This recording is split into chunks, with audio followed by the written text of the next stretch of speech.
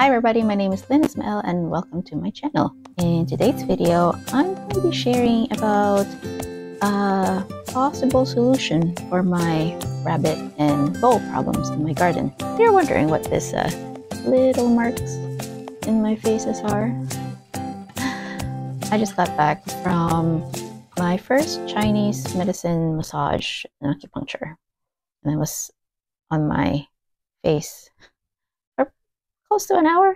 So I had been waiting for the lines to resolve itself, but oh well. We're just gonna film it just the way this is. So, rabbits and voles. I mean, I get the idea of welcoming wildlife in your garden. I mean, in a way, I'm okay with that. It's just that I work so hard to grow something from seed or spend money to buy something from the store, and the last thing I want is for something to destroy it. And I understand there's an ecosystem.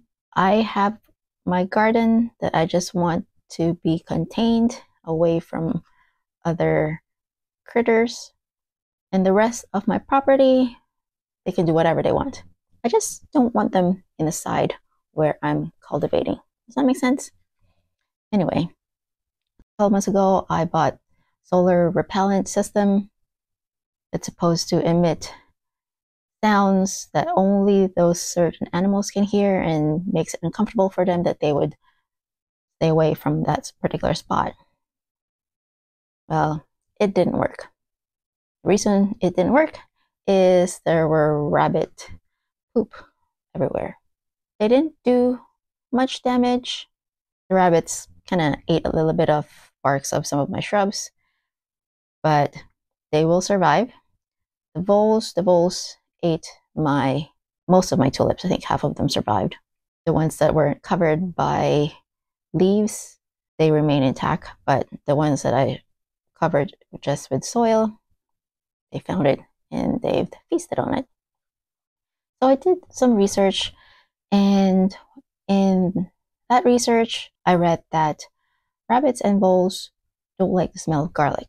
When you do Google search, there's a bunch of recipes for garlic spray, something that you would spray on the vegetation so that the scent of the garlic, which is a compound called allicin, or allicin, let's call it allicin, stays in the vegetation. So the smell, the allicin, stays in the plants. And in some cases, in some websites, they also recommend sprinkling garlic powder in your area that you want rabbits and voles repelled. The only thing is that it might be blown away by the wind, or when it rains, it'll just washes off. The same thing with the rabbit spray. So I thought about, maybe would dehydrated garlic work? I use everything but the bagel spice on everything, like eggs, chicken. I like that spice. So I realized that you can buy dehydrated garlic as a spice, and it's pretty much just chopped garlic and dehydrated. And that's what you would use when you want your own garlic powder. You dehydrate garlic and then you I guess ground it down to powdery form. Dehydrated garlic, because they're bigger, I thought it will last longer, and so that's what I did. I sprinkled my garden with dehydrated garlic. It lasted for a couple of weeks, and I think it worked. The reason I think it worked is because the tulips that were under the leaves, were covered by the leaves, when they started growing, they were never touched. They kept growing. My crocuses that weren't found by the voles before I sprinkled garlic, they started growing. And the sweet woodruff that the voles loved started growing back after I sprinkled dehydrated garlic. So that tells me it probably worked. Either the garden snakes woke up early or the garlic spray worked, but I think it's the garlic spray. So I'm gonna go with that. My concern is because garlic has a lot of sulfur. I don't know if that's going to affect the soil microbes, because sulfur has an antifungal effect, antifungal and antibacterial effect.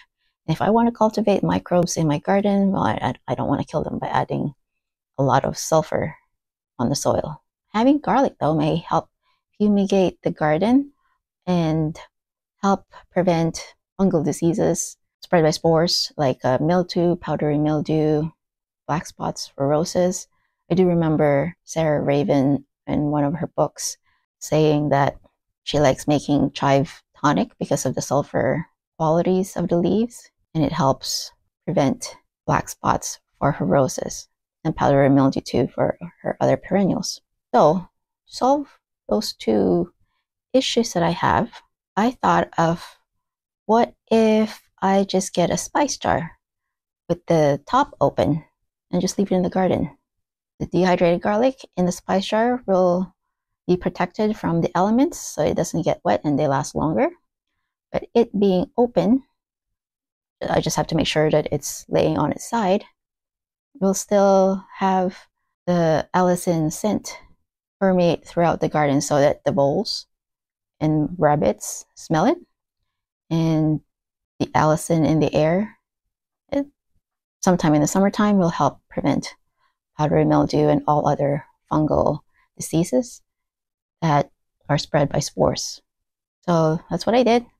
I got some spice jars from Amazon, filled them up with dehydrated garlic, and planted them out in different spots of my garden and see how they do.